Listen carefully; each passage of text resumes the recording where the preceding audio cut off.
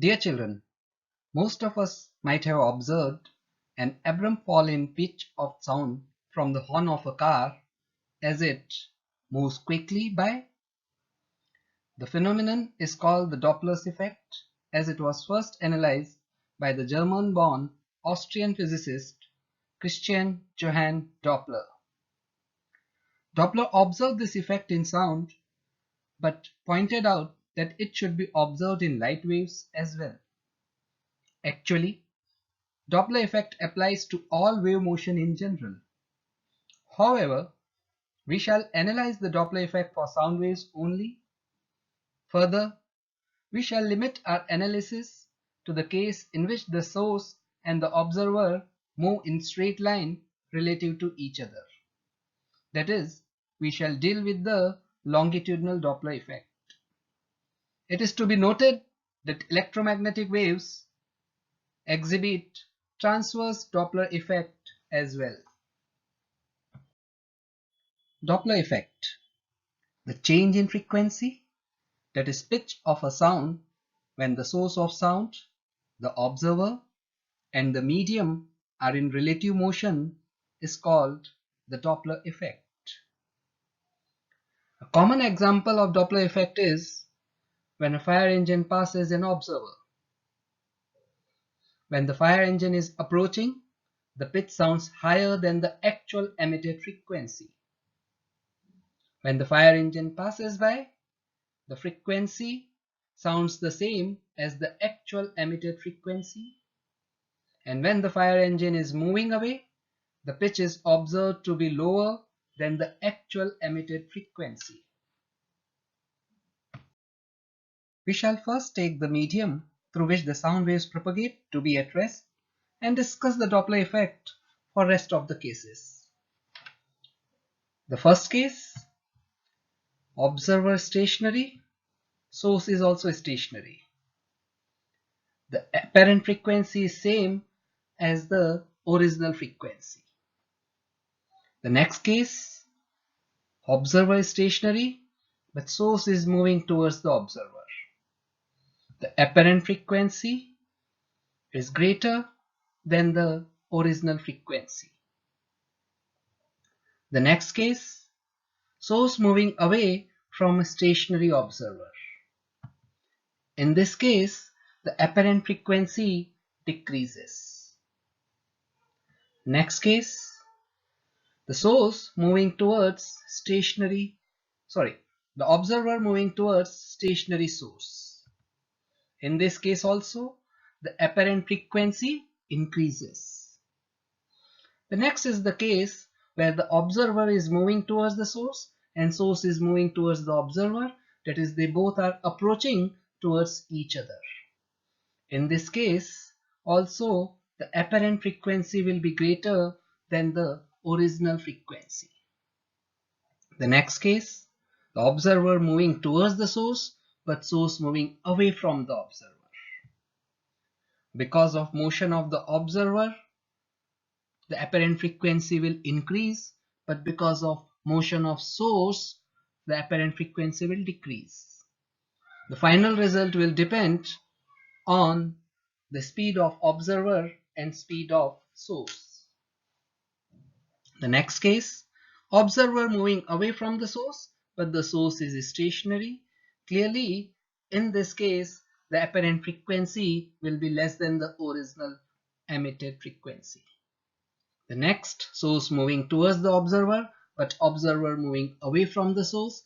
In this case also, it will depend whether the speed of observer is greater or the speed of source is greater, and also will depend on the difference in their speeds. The next case, observer moving away from the source and source moving away from the observer. That is, they both are moving away from each other. Obviously, in this case, the apparent frequency will be less than the original frequency. We can easily incorporate the effect of wind or the medium. Now, if we generalize it, we can have a generalized formula The only thing that we need to take care is sign convention. We'll consider the direction from source towards observer to be positive, that is SO to be positive. That is, any velocity which is from source to observer is taken to be positive, and which is from observer to source, it is to be taken to be negative. This generalized formula can help to solve any of the numerical based on Doppler effect for speed of sound. There are many important applications on the Doppler effect, and a few examples include Police microwave speed units, measuring the speed of tennis ball or soccer ball, measuring the speed of blood flowing through an artery, monitoring the heartbeat of a developing fetus, burglar alarms, sonar, detecting distant planets, observing the motion of oscillating stars, and many, many more. You can do a web search to find out about Doppler effect and its applications. Now, let us solve a few questions on Doppler's effect. The first one, a train whistle is blown by the driver who hears the sound at 650 Hz. If the train is heading towards a station at 20 meters per second, what will the whistle sound like to a waiting commuter? Take the speed of sound to be 340 meters per second. To start with, first we need to write the given part. Of course, we need to take care about the system of units. Fortunately, in this example, all the values given are in SI, so we need not to worry. The second thing, we need to think whether the apparent frequency will be greater or smaller than the original one. As is evident from the example that the train is approaching observer, the apparent frequency must be higher. So to go ahead, of course, it's a case of a positive Doppler effect, the train approaching the observer. Simply using the formula, here the observer is at rest, so V0 equals to 0, and the source is moving towards the observer. Hence, the formula in the denominator will be V minus Vs. After calculation, we get the value 691 Hz, whereas the original frequency was 650 Hz. The second question. An ambulance travels down a straight section of highway at speed of 100 km per hour. Its siren emitting sound at a frequency of 400 Hz. What frequency is heard by a passenger in a car traveling on the same highway at a speed of 80 km per hour? Consider all possibilities. Take speed of sound in air to be 345 meters per second. Consider all the possible relative motion of the ambulance and the car, and then draw an annotated scientific diagram. Excuse me. The first case, the ambulance moving towards the car, whereas the car moving away from the ambulance. That is, source approaching the observer. Obviously, the frequency should increase. But the observer receding away from source, the apparent frequency should decrease. Finally, what will happen, of course, will depend on the values of their speed. So we need to first write the given part, of course, in the correct system of units. And we need to use the formula for Doppler's effect. So we have the values of frequency emitted by source, speed of sound, the first case, and finally we get the speed of sound observed by the observer to be 407 Hz, which comes out to be greater than the actual frequency. This is because the speed of source by which it is approaching towards the observer is much higher than the speed of observer by which it is moving away from the source. Similarly, we can solve all other cases which will include both approaching towards each other, ambulance moving away from the source, away from the observer, and observer moving towards the source, and the last case, they both moving away from each other. The only thing we need to take care of is to use the correct sign with the values of speed. In second case, we get the speed, the frequency of the sound as observed by the observer to be less than that of the original frequency. The third case, where they both are approaching towards each other, and as discussed in previous slides, the apparent frequency will be higher, and that is 463 Hz. The next case, they're both moving away from each other, and obviously here in this case the apparent frequency should be less than the original one, and it is 346 Hz, much smaller than the original 400 Hz. A train traveling at 25 meters per second sounds its horn at a frequency of 800 Hz as it approaches the tunnel in a cliff. We need to find the frequency observed for a person standing near the entrance of the tunnel, and the sound from the horn reflects off the cliff back to the train driver. And what does the train driver hear? The speed of sound in air is 345 meters per second. Now, the B part of the question here is not very clear at exactly what we need to do. The question says the horn of the train has emitted a sound which is reflected from the cliff and is received back by the driver. Obviously, the driver will hear the reflected sound. Will it? Only this? Let's find out. The first thing that we need to do is to visualize the problem and draw an annotated scientific diagram. And obviously, we need to use the correct formula with correct sign convention. We need to write the given parts and the correct annotated diagram. We need to visualize the problem. The source, that is train, is approaching the stationary observer. So the frequency of sound as received by the cliff, which is observer in this case, is 8633 Hz. Now the second part of the problem. The reflected sound will be reflected at the same frequency as heard by the person or received by the cliff. There will be no change in frequency upon reflection. Now the cliff becomes the source and the train or the train driver becomes the observer. The case here becomes observer approaching the source.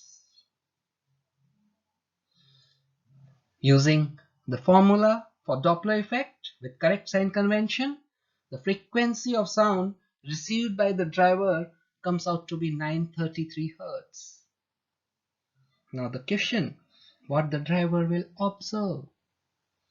The train driver would observe the beat pattern from the superposition of the original sound at 800 Hz, and the reflected sound which is received is 933 Hz.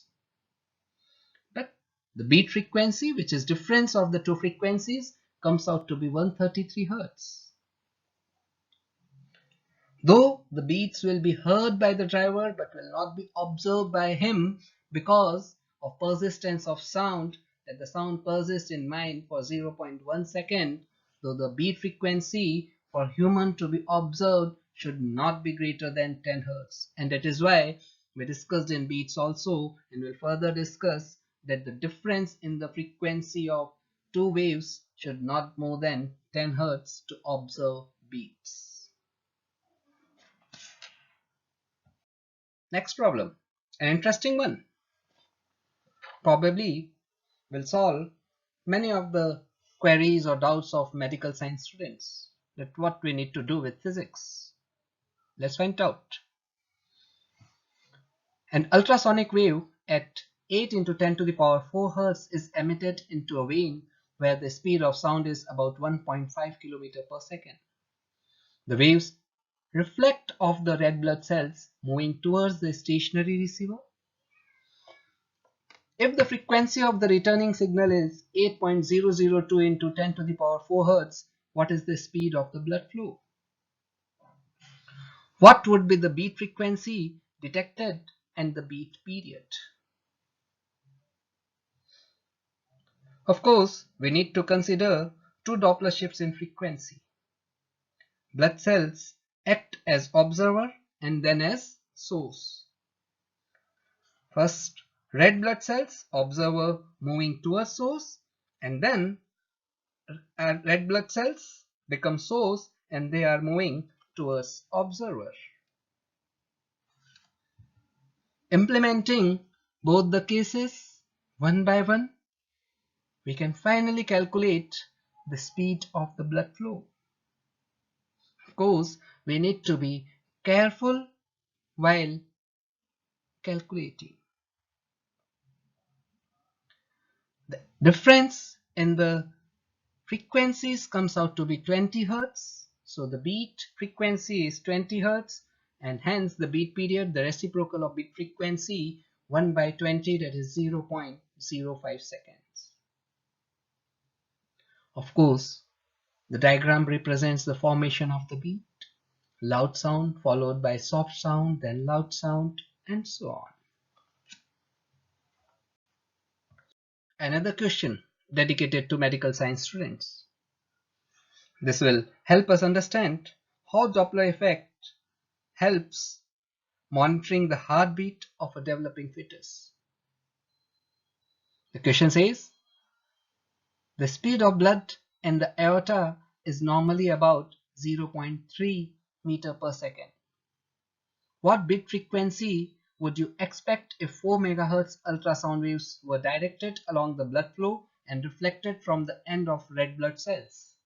Assume that the sound waves travel through the blood with a velocity of 1540 meter per second. Of course, we are aware that the speed of sound is greater in liquids than in gases. It's around 5 times in blood as compared to that in air. The question is simple. In the first case, the source is at rest and the observer, that is RBC, they are moving away from the source. We need to implement the formula of Doppler effects with correct sign convention. Now, when the sound is reflected by RBC, there is no change in the frequency. The frequency received by the RBC will be reflected the same.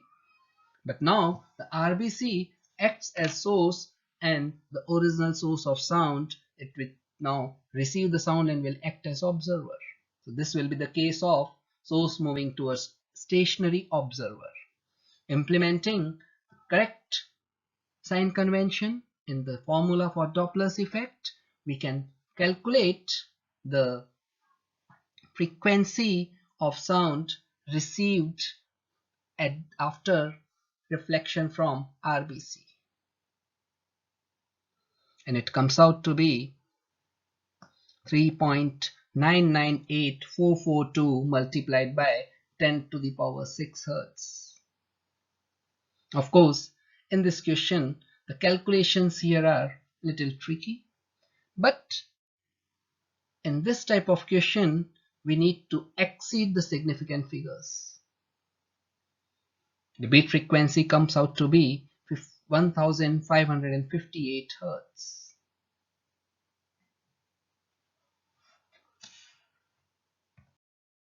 So far, we have been dealing with a single wave traveling in an elastic medium.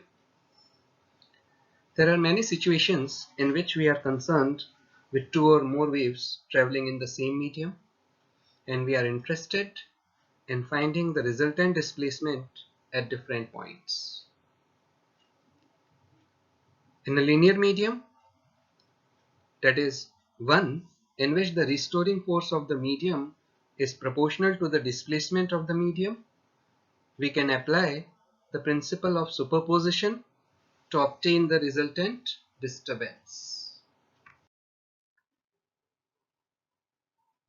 Young's principle of superposition.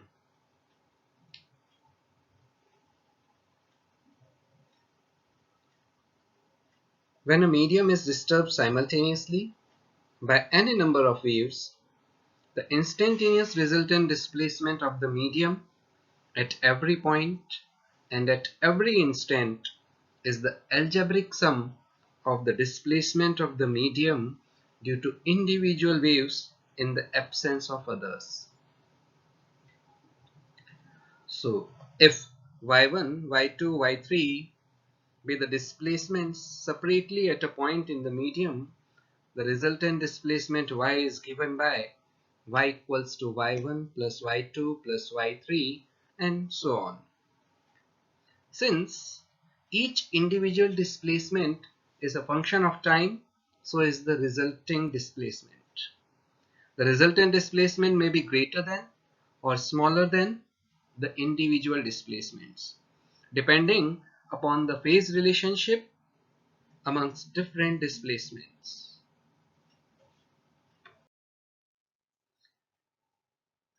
The three important phenomena of superposition are interference, beats, and standing or stationary waves. In interference, two waves of same frequency and same wavelength superpose and lead to what we call as interference.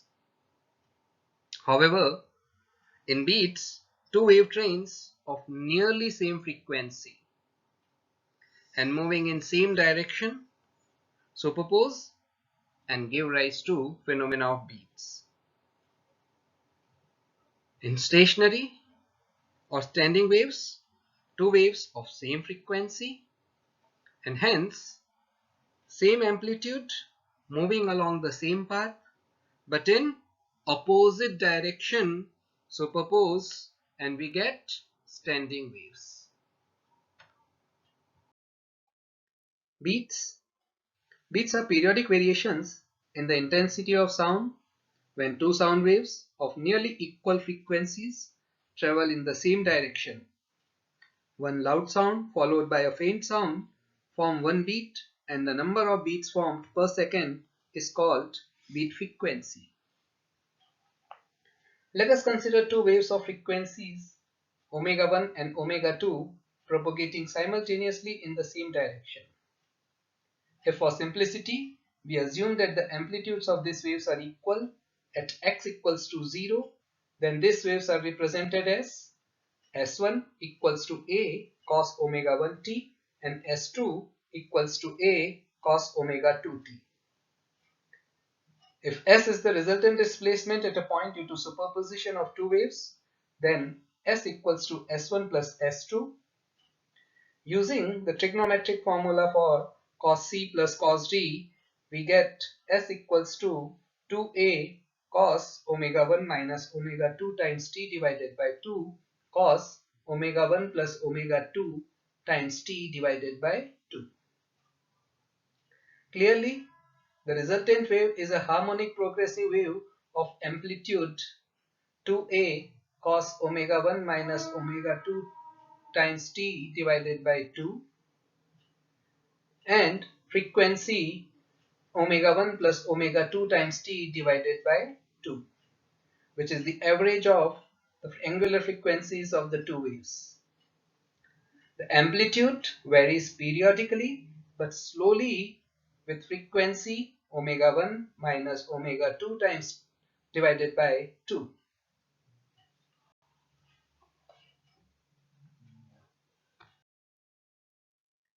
From the analysis, we conclude that the resultant wave oscillates with the average of the frequencies of the individual waves.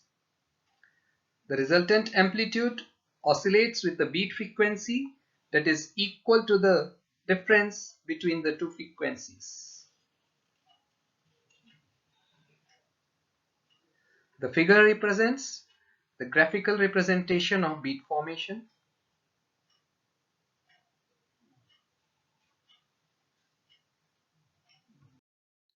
The amplitude of the resultant wave will be maximum if cos 2 pi n1 minus n2 by 2 times t equals to plus minus 1, where n1 and n2 represents the frequencies of individual waves respectively.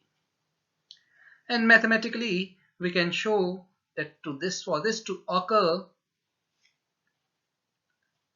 t should equals to n divided by n1 minus n2, where n is equals to 0, 1, 2, 3, and so on. Thus, the time interval between two consecutive maxima comes out to be reciprocal of the difference in the frequencies of individual waves. That is, beat period, which is defined as the time interval between two consecutive maximas or minimas, is equal to reciprocal of difference between the frequencies of two waves. Beat frequency, that is number of beats formed per second, and is reciprocal of beat period, that becomes equals to n1 minus n2, that is difference of frequencies of individual waves. Stationary waves or standing waves. When two waves of the same type, that is longitudinal or transverse, having same amplitude and same time period, travel with the same speed along the same straight line in opposite directions, they superpose upon each other to give rise to a new type of wave called stationary wave or standing wave. The waves are said to be stationary because there is no transference of energy in the medium along the waves. Let us discuss the formation of stationary waves analytically. Let us consider two plane progressive harmonic waves of the same amplitude, time period, and speed, but traveling in opposite direction, say along positive x-axis and negative x-axis. We may represent these waves as y1 equals to a sine kx minus omega t and y2 equals to a sine kx plus omega t.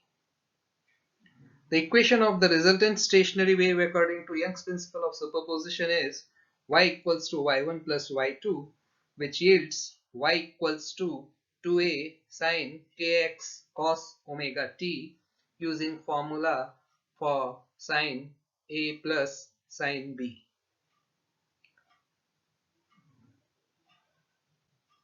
The resulting equation does not represent a travelling wave, as it is not of the form sine kx plus minus omega t. In fact, it represents a stationary wave which has the same angular frequency omega as that of the constituent waves. The displacement amplitude of this wave is 2a sine kx.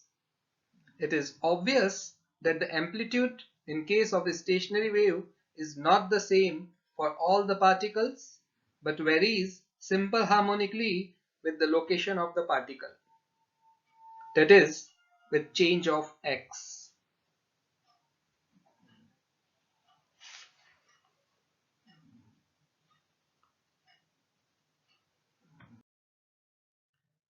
When x is such that kx equals to n pi, where n equals to 0, 1, 2, 3, 4, so on, we get the displacement amplitude of the resultant wave equals to 0.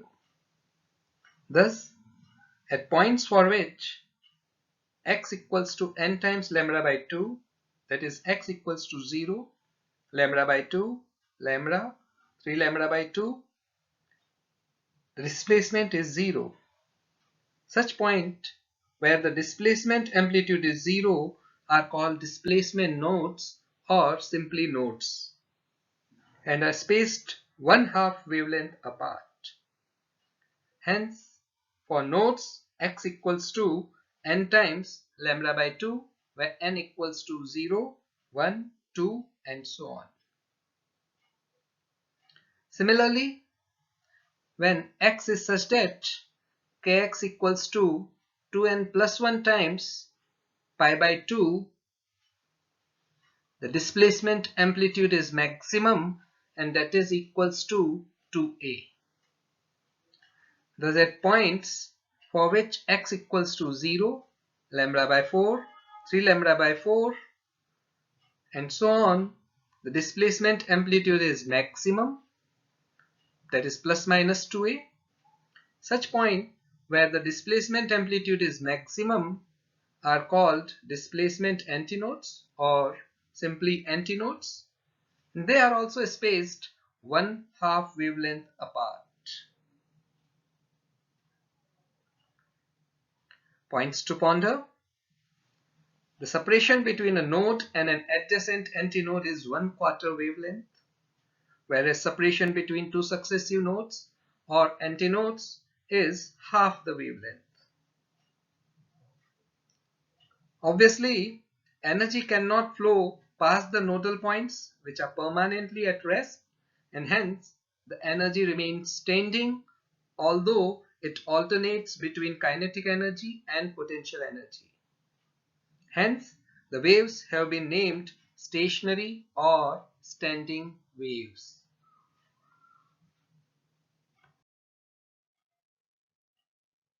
A string in sound means a cord of perfectly flexible material whose diameter is uniform and is much less than its length.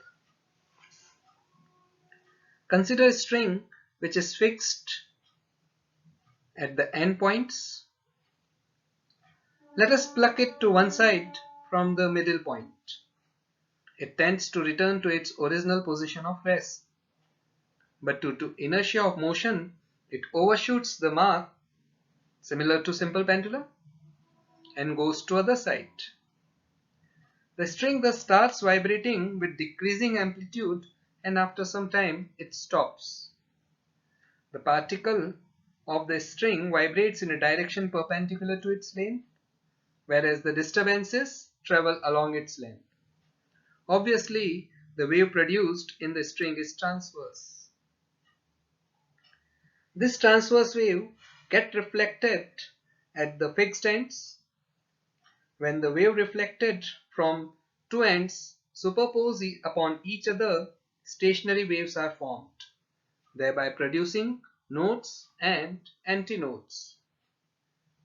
The endpoints where the amplitude is least, that is 0, are the positions of nodes, and the middle point where the displacement amplitude is maximum is the position of an antinode. However, a string under a given tension can be made to vibrate in more than one segment, giving rise to various modes of vibration.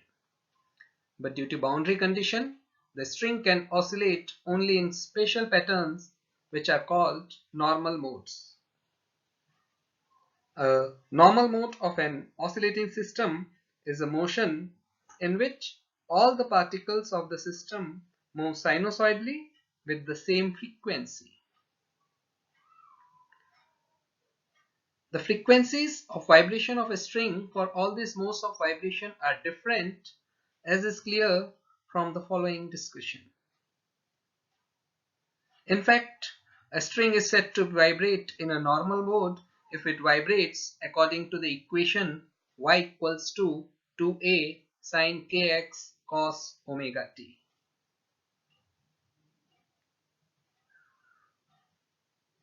As we have already said, the two ends to which the string is attached are nodes. If we choose one of the end as x equals to 0 and the other is x equals to L, that is the length of the string, then the other end to be a node, L should equals to n times lambda by 2 or lambda should equals to 2L by n. where n equals to 1, 2, 3 and so on. Clearly, we get different possible wavelengths, that is 2L, L, 2L by 3 and so on. The frequencies corresponding to this wavelengths given by relationship frequency equals to speed divided by wavelength comes out to be V by 2L, V by L, 3V by 2L and so on. In general, we can write frequency equals to n times V by 2L, where n equals to 1, 2, 3, 4 and so on. And V is the speed of traveling waves on the string. When n equals to 1, the frequency is V by 2L, is called the fundamental frequency or the first harmonic. When n equals to 2, we get frequency equals to V by 2L multiplied by 2, that is V by L, and is called second harmonic or first overtone. And if n equals to 3, we get frequency equals to 3V by 2L and is called third harmonic or second overtone, and so on. Clearly, the ratio of the frequencies is 1 ratio 2 ratio 3 ratio 4 and so on.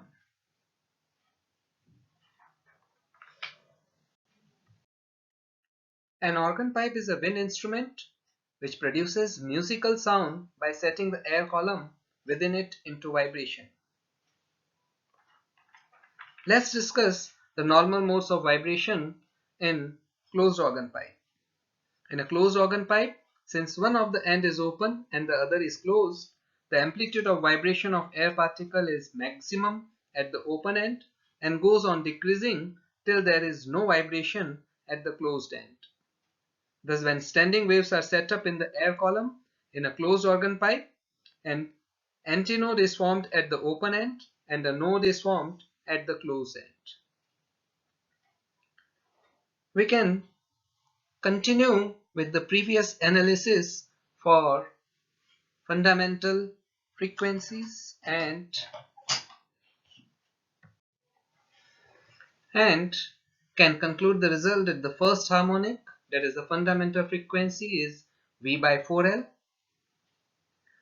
The second overtone, that is the third harmonic, it is 3 times the fundamental frequency, and the third overtone, that is 5 times the fundamental frequency and hence known as fifth harmonic. If we talk about open organ pipe, an open organ pipe can be made to vibrate in different modes by blowing harder and harder. Since such a pipe is open at both the ends, the air molecules at these ends can easily move out into the open space and are thus free to vibrate with maximum amplitude. Thus, when standing waves are set up in the air column in an open organ pipe, an antinode is formed at each end.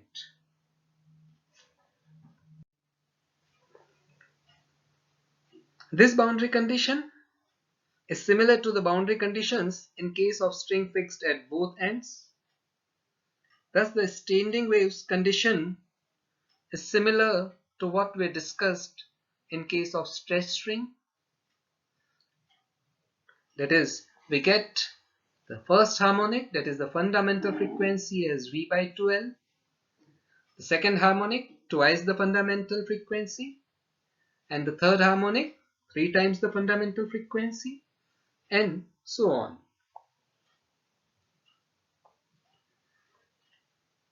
Clearly, the quality of sound produced by an open organ pipe is better than that produced by a closed organ pipe. This is because, whereas in open organ pipe, all harmonics, that is second, third, fourth, fifth, etc. are present, it is rich in harmonics. Whereas in closed organ pipe, only odd harmonics, that is 3, 5, 7, etc. exist. We have already studied the characteristics of progressive as well as stationary waves and the differences between the two types of waves. The table of characteristics given below reveals few differences between the two types of waves.